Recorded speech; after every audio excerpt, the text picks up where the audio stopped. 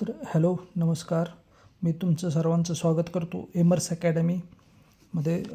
तर आपण Maharashtra बोर्डचा 10वीचा science part फर्स्टचा gravitation टॉपिकमधील जे काय इम्पॉर्टंट पॉईंट्स आहेत आणि जे काय प्रिव्हियस इयरला क्वेश्चन्स आलेत त्यावर आपण आज थोडं डिस्कशन करणार आहोत. तर ग्रॅव्हिटेशनमधून जे इम्पॉर्टंट्स पॉईंट आहेत जे स्टुडंटने कधीच मिस नाही केले पाहिजेत असे जे पॉईंट आहेत, ते पहिला पॉईंट आहे सेंट्रिपेटल फोर्स. याची जी डेफिनेशन आहे याचा तुम्ही ए पार्टच करायचे आहे डेफिनेशन. नेक्स्ट आहे युनिव्हर्सल लॉ ऑफ ग्रॅव्हिटेशन.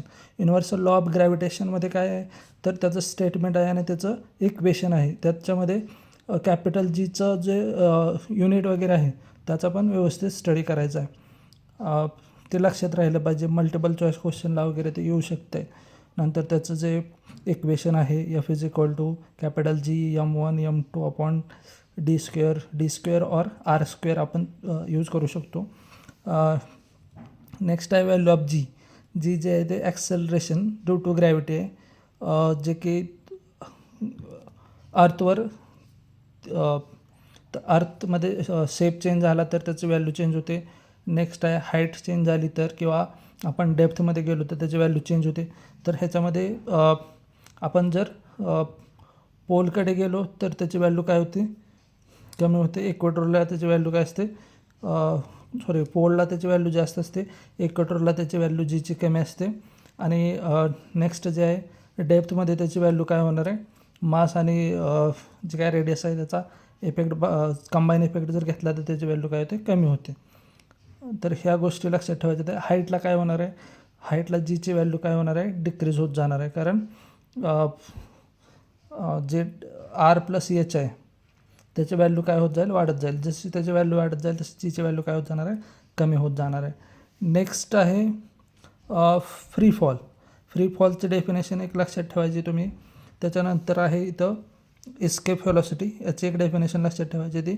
आणि हे जे इक्वेशन आहेत V is equal to U plus A टीचा स्क्वेअर, नंतर S is equal to U T plus 1/2 A टीचा स्क्वेअर. नेक्स्ट आहे V square is equal to U square plus -2as. हे जे इक्वेशन आहेत याच्यामध्ये व्ही जे आहे ते काय आहे, व्हेलॉसिटी. एस जे आहे ते काय आहे, डिस्टन्स. नंतर यू जे आहे ते काय आहे, इनिशियल व्हेलॉसिटी आहे.